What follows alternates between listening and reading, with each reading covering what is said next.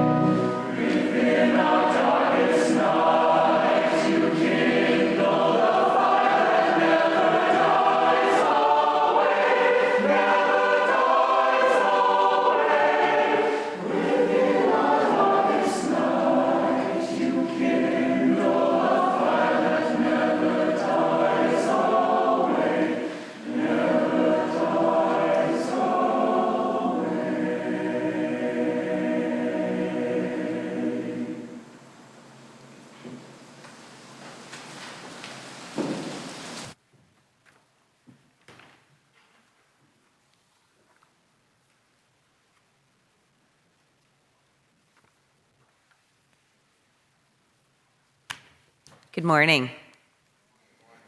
My name is Carrie Reichs, and I'm your worship associate today. And this is a very exciting Sunday for me because it is my first time physically back in the pulpit since the before times. I have been greeting you from this spot. Thank you. 12 years I've been up here greeting you, and it is especially delightful to be back to welcome myself, those in the sanctuary, and all of those joining us around the world on Zoom. Thank you for coming to All Souls Church. Whether it's your very first time, you are a longtime member, or you are rejoining us from afar.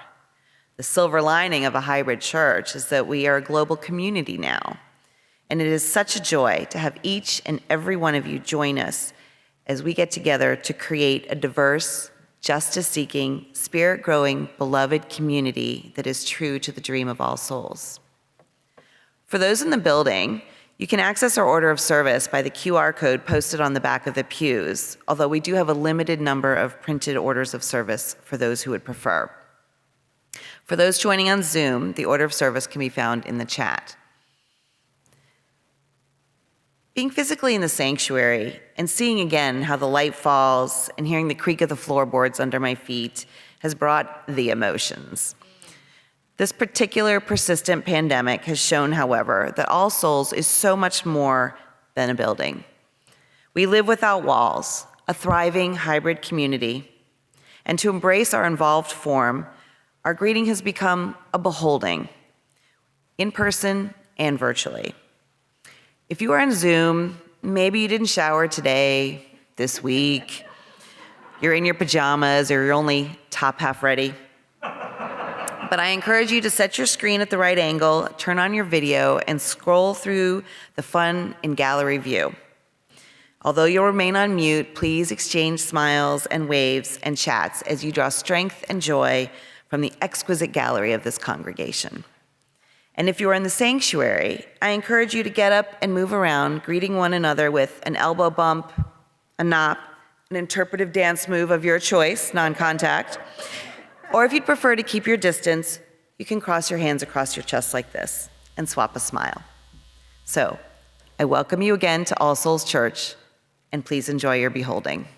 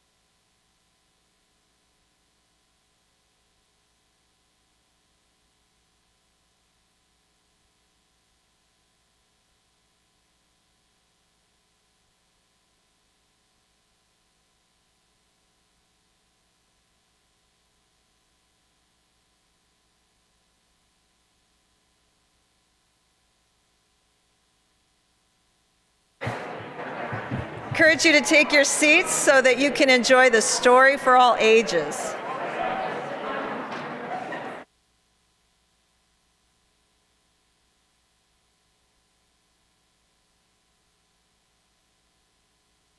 Good morning. I'm Dolores Miller, the Director of Religious Education. The All Souls theme for the month of December is awe. Awe is a great sense of wonder and delight, like the awe of the world created by the children in today's story. We called it Roxaboxen, an empty lot across the road with trees, rocks, old crates and buckets and weeds, but it was a special place. All my brothers and sisters came, and the kids from down the street and their cousins who visited a lot, and the kids from next door came, even though they were the oldest.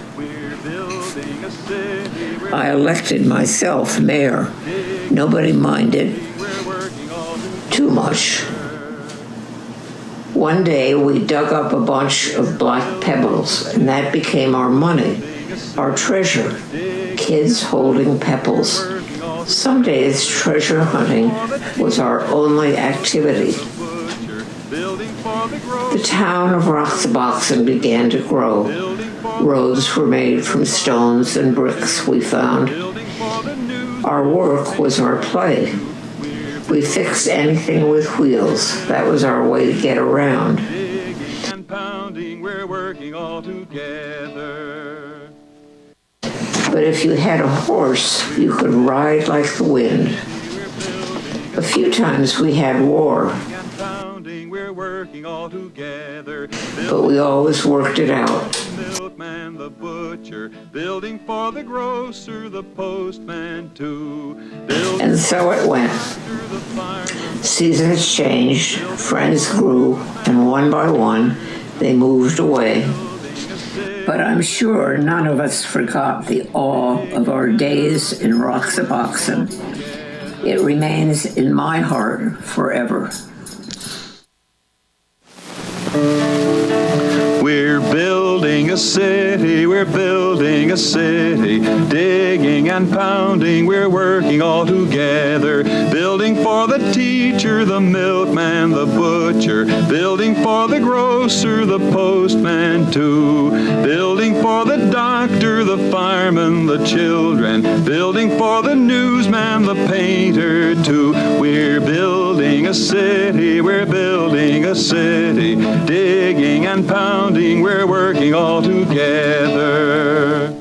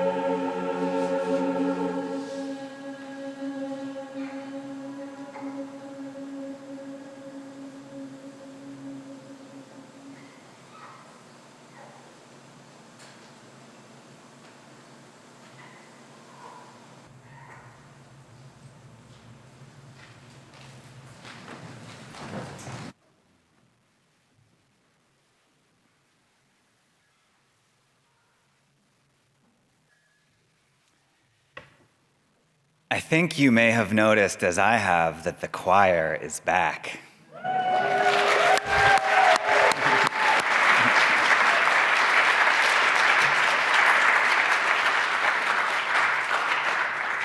Bless all of you for what you have been doing, what you do, and what you will do for this church. I am Rob Keithan. I use he, him pronouns, and I have the pleasure of serving as your minister of social justice.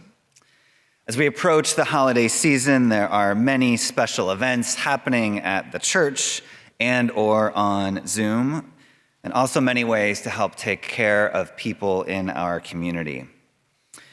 Please refer to Friday's weekly email and the church website for information about the toy collection for La Clinica del Pueblo, which ends this Thursday, as well as our collection of food, personal hygiene products, and other supplies for our free pantry on 15th Street. As for other All Souls December events, there are many, but I want to highlight that this coming Wednesday, December 8th, our Vespers service will be in person, as well as online for the first time since last March. Nourish your soul either in the sanctuary or remotely in this contemplative service from 7:30 to 8:30 p.m. And a quick word about events after service today. There will be a bulb planting in honor of Marjorie Myers on the South Lawn. Those leaving the sanctuary are invited to make a star ornament for our holiday tree on the table outside on the front porch. Our plan to open Pierce Hall for fellowship will start next week. It is occupied right now with the toy drive for La Clinica. And finally, for those on Zoom, there will be a breakout room during coffee hour with an introduction to Unitarian Universalism and All Souls. To learn more about our faith and our church, please join the breakout room. And finally, we are seeking volunteers for 3 roles to support our worship and other programs: worship associates, Sunday morning ushers, and Zoom tech supporters. Each of these roles is flexible according to your schedule, and you'll join a crew of other fantastic people who are helping All Souls to be a welcoming and meaningful space. And now we move to our pastoral concerns. Our hearts go out to all the students and families impacted by the school shooting at Oxford High School outside of Detroit, Michigan. We pray for an end to gun violence and to the conditions that cause it. Here at All Souls, we are sad to announce the death of member Marita Lee, who died on November 27th at age 90. A funeral mass will be held this Wednesday, December 8th at 9 a.m. at Sacred Heart Roman Catholic Church on 16th Street. All Souls will host a commemoration for Marita sometime in the new year. Karen Armagost requests our positive energy and prayers for a peaceful transition for her brother, Mark. He has had aggressive cancer for 2 years and has now entered hospice care. Our own Reverend Louise Green asks for prayers and good wishes for ankle surgery on Monday morning at Washington Hospital Center. She'll be off 2 days to recover and rest, mostly working at home next week. We have some congratulations. First to Joy Jones, who has a lead in the current production of August Wilson's play 7 Guitars at Arena Stage.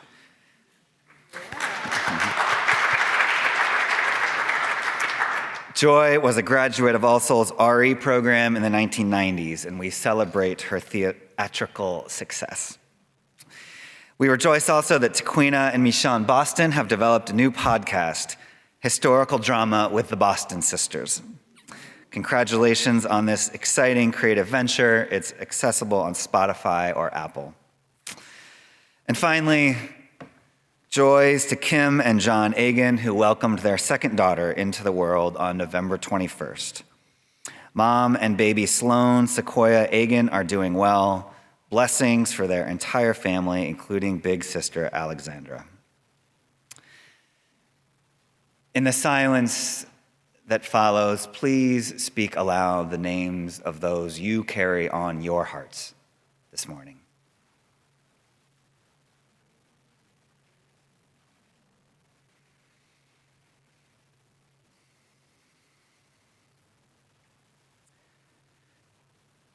Spirit of life, great love that holds us all. We invite your presence today within and among us and throughout our greater world. We offer these words, author unknown, written so beautifully and simply in our hymnal. May we be reminded here of our highest aspirations and inspired to bring our gifts of love and service to the altar of humanity. May we know once again that we are not isolated beings, but connected in mystery and miracle to the universe, to this community, and to each other. Amen.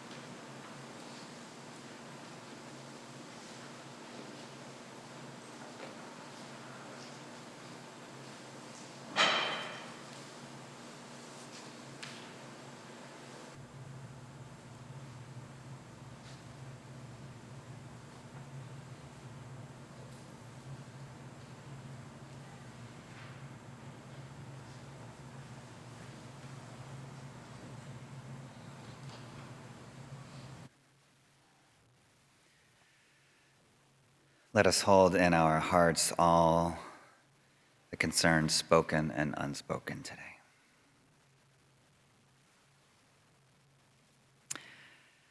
Our first reading from an ancient source, the book of Luke, chapter 2, verses 8 and 9. And there were in the same country shepherds abiding in the field, keeping watch over their flock by night. And lo, the angel of the Lord came upon them, and the glory of the Lord shone round them, and they were sore afraid. And the angel said unto them, Fear not, for behold, I bring you great tidings of joy, which shall be to all people.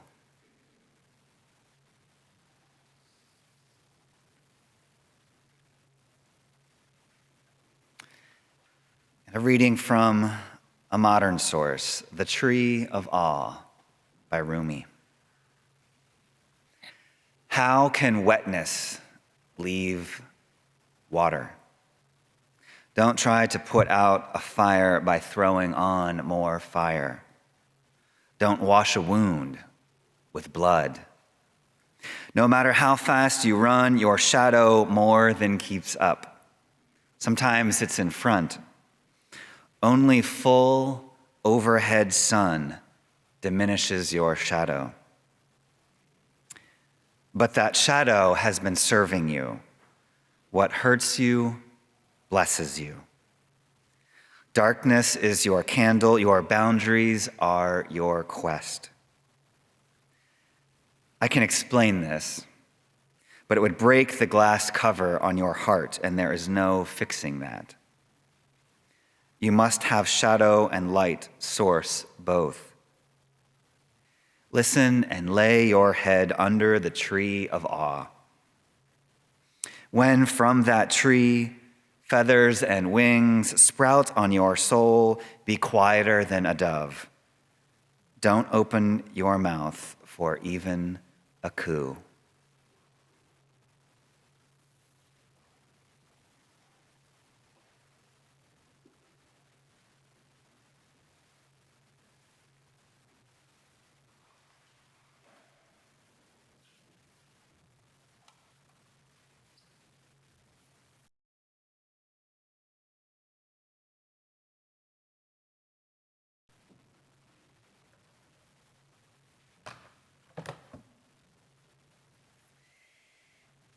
Ever since I was a child, I had one unfulfilled wish. I wanted to watch the Macy's Thanksgiving Day Parade in New York City in person. And it took almost 50 years, but this November 25th, I stood shoulder to shoulder with thousands of other people on the corner of West 42nd and 6th Avenue to watch the parade unfold.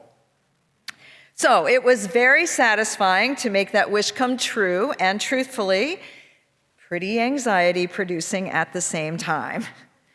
For two reasons. First, most everyone was masked, but not all.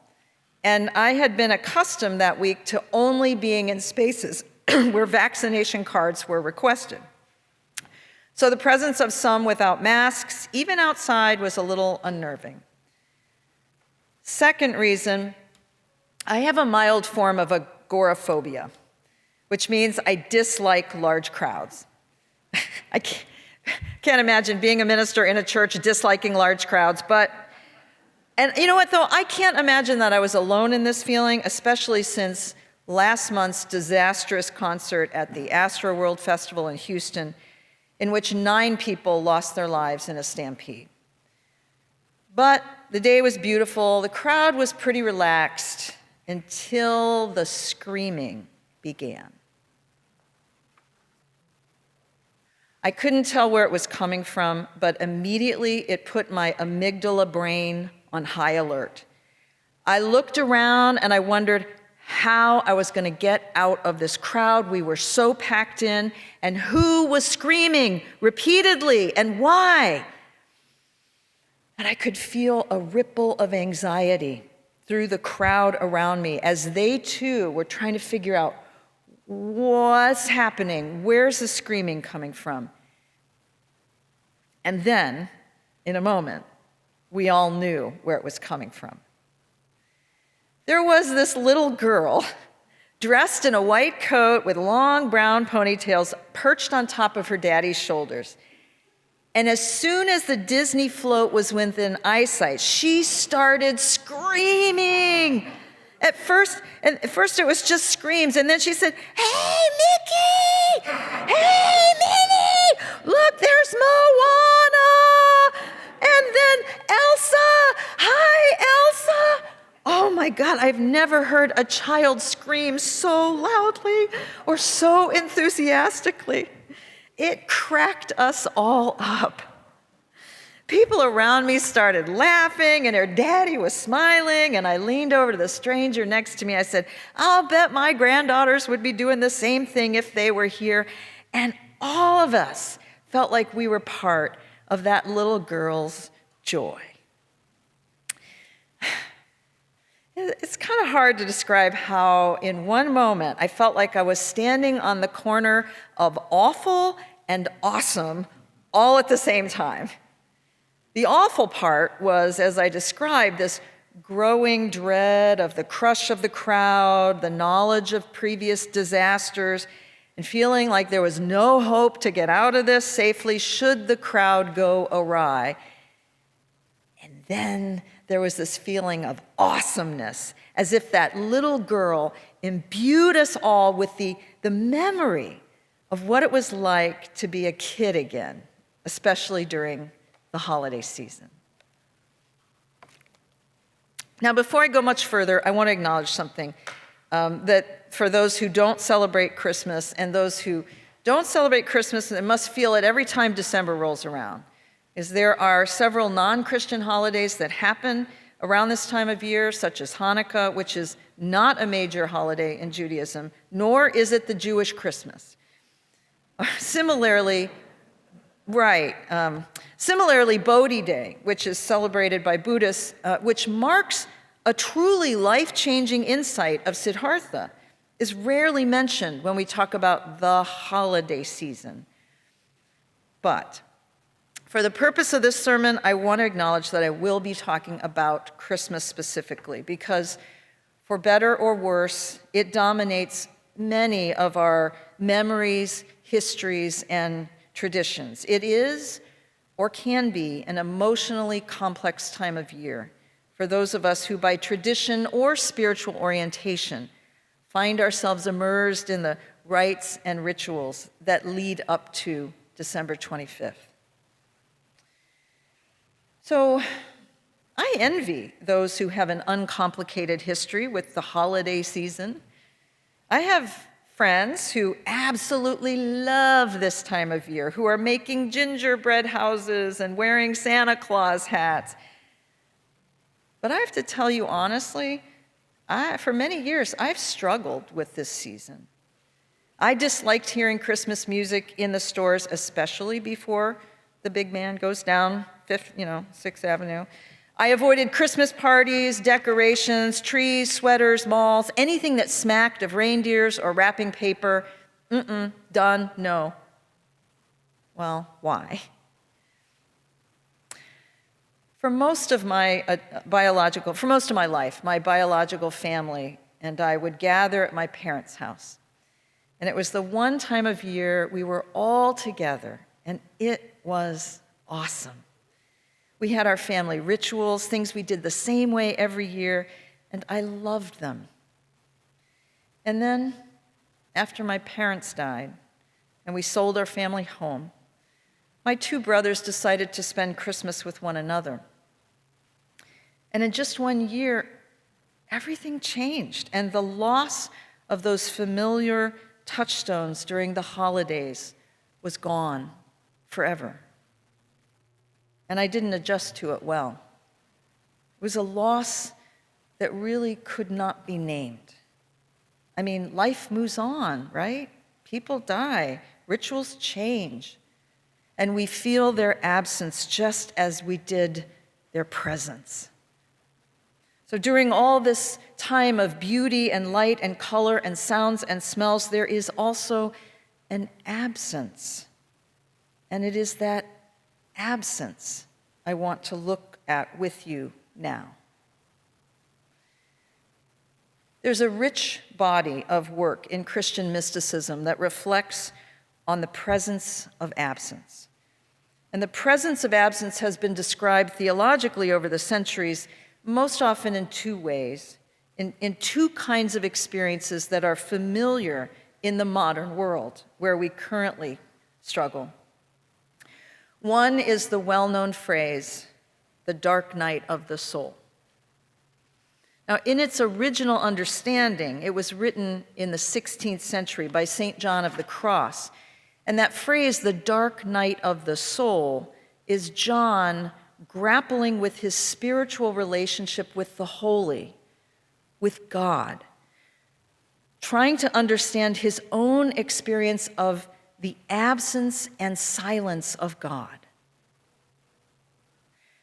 Secular culture has taken God out of that phrase, using it to refer to a kind of existential dread, that experience of waking up at 3 a.m. and our minds are racing with anxiety and fears for what we did do or didn't do, or what might happen or what didn't happen or what should happen. I suppose you could say that the whole world has been experiencing a whole series of dark nights of the soul and wondering, will we ever wake up from this nightmare and shake off 2020 and 2021 as a bad dream? There's a second movement of the Spirit described by those Christian mystics that I also turn to, particularly this time of year, and it's called via negativa, which is a theological idea that you can try to describe God, that you should try to describe God not by what God is, but what God isn't. And again, religious and secular writers have expressed this concept in terms of fullness and emptiness, of presence and absence. Now, these theological ideas can get rather abstruse, so let me see if I can make it real for you by telling you my own story of presence and absence. When my dad died, I longed for a visit from him. And for almost a year, I didn't dream of him at all. And then one night, he came to me in a dream, and his presence was so vivid and so real and so loving that I remember wanting to never wake up from that dream. I wanted to cling to him. But then he disappeared. And that presence had been so satisfying that his absence in my waking days no longer felt so vast, so empty. How could a loved one be so present and then so absent, and yet feel so present again, even in death? This is the kind of mystery that these Christian mystics were grappling with, of how we can feel the presence of something that is no longer there. This time of year, I think most of us will be haunted by memories of years past. And hopefully those memories will bring, as the carol promises, comfort and joy, but likely they will also bring some grief for people and places and rituals that are gone and are not coming back. That's the journey of the Via Negativa, which is not a place most of us are really used to being. Most of us want to feel full, not empty. Yet, those spaces can also be our teacher. It's the space between the stars. It's the footprint, not the foot. It's the silence between the notes. We need those spaces too. And what we need and what I need is to learn to sit with that emptiness, in order to find its fullness. That's what Siddhartha did. It took him 49 days of unbroken meditation for the Siddhartha to become the Buddha, to sit in the stillness and silence and wrestle with his own mind, to experience via negativa, absence, emptiness, in order to make way for an insight that changed the world.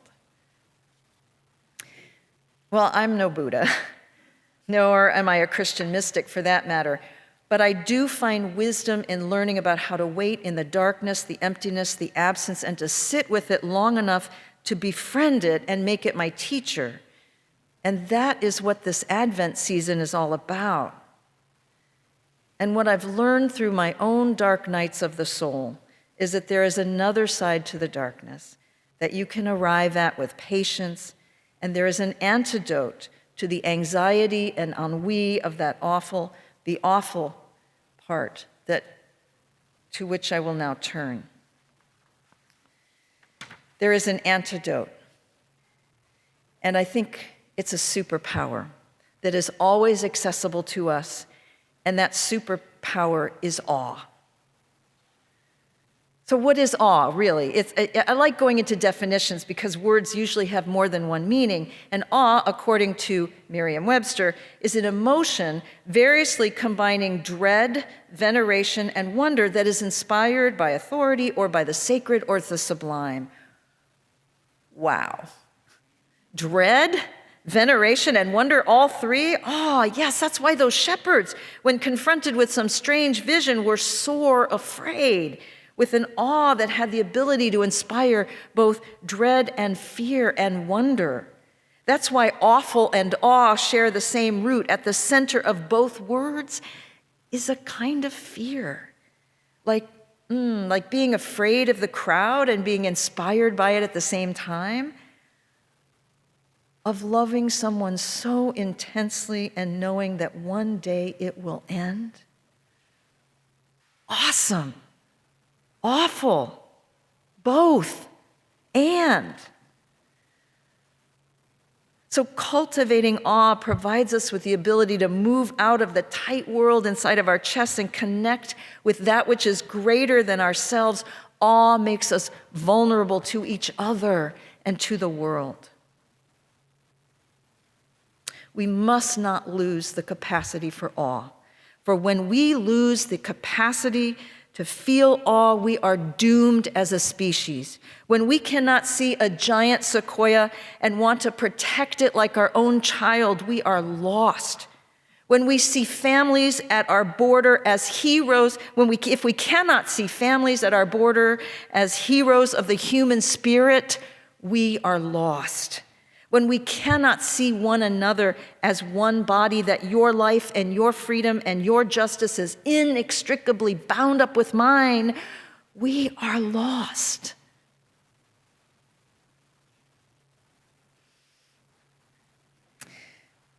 So I began this sermon while standing at the corner of 42nd and 6th Avenue, and I want to now bring us back.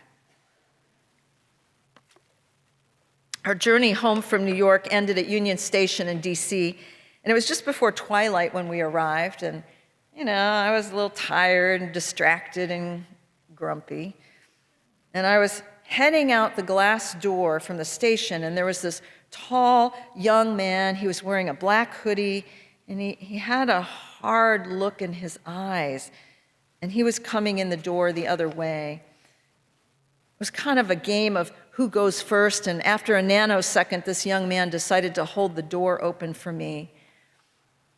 When distracted, I mumbled something, and then I looked up and out the door, and I saw the most astonishing light I can ever recall. It was golden, and it was tumbling across the sky in hues of magenta and blue, as if the Creator were braiding this color for our astonishment.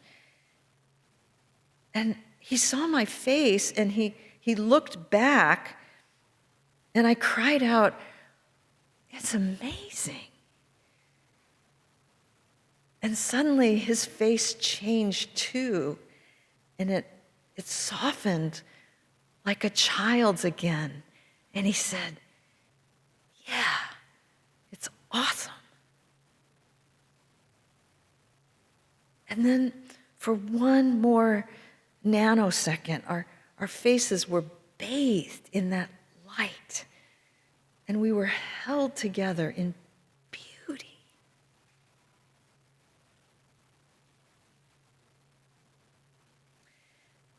And then we both moved on. We had places to go. And I realized that such experiences won't make the virus go away. It won't engender world peace. But our ability to experience awe is a critical spiritual quality which we must never relinquish to cynicism, apathy, or even despair. Awe won't bring back a loved one, nor will it reinstate the comforting rituals of the past which are now gone. But it can and does shine a light on that which is present, that which you have right now.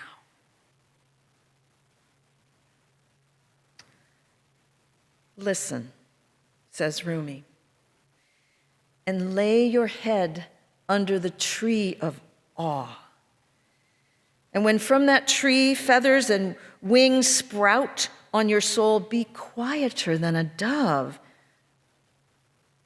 But I disagree with his advice for the last line when he says, don't open your mouth even for a coo. I think it would be perfectly fine to open your mouth and say out loud on a regular basis, awesome. Awesome. May it be so.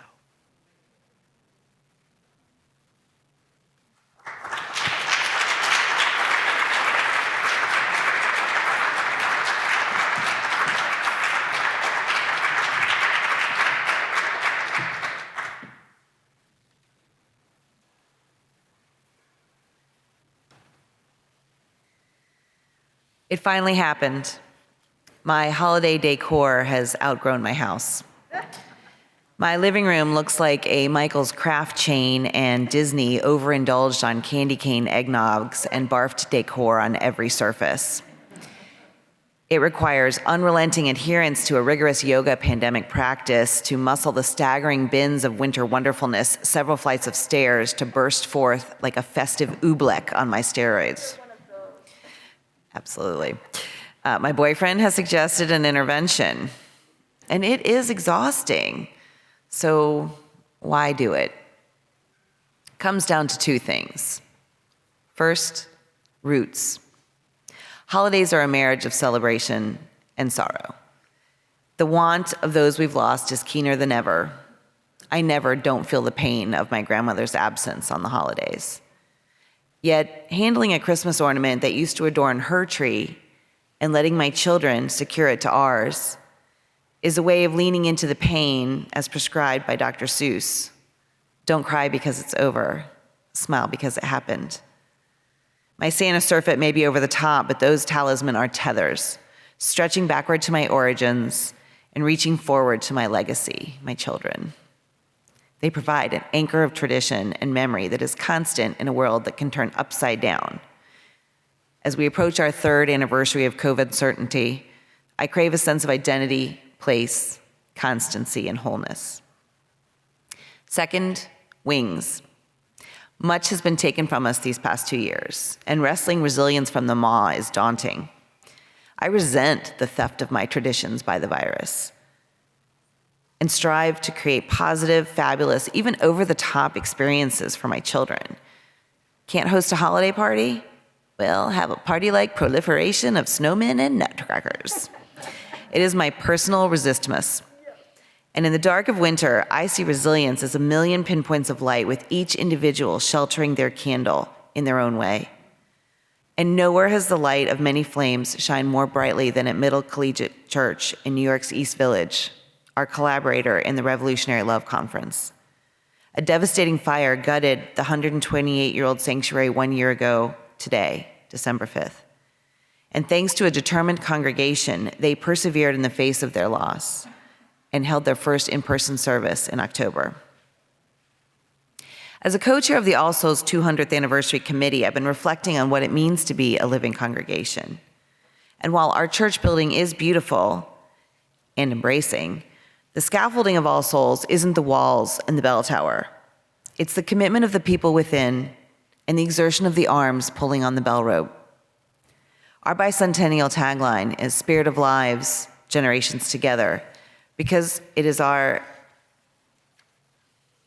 hold one moment please, stuck pages.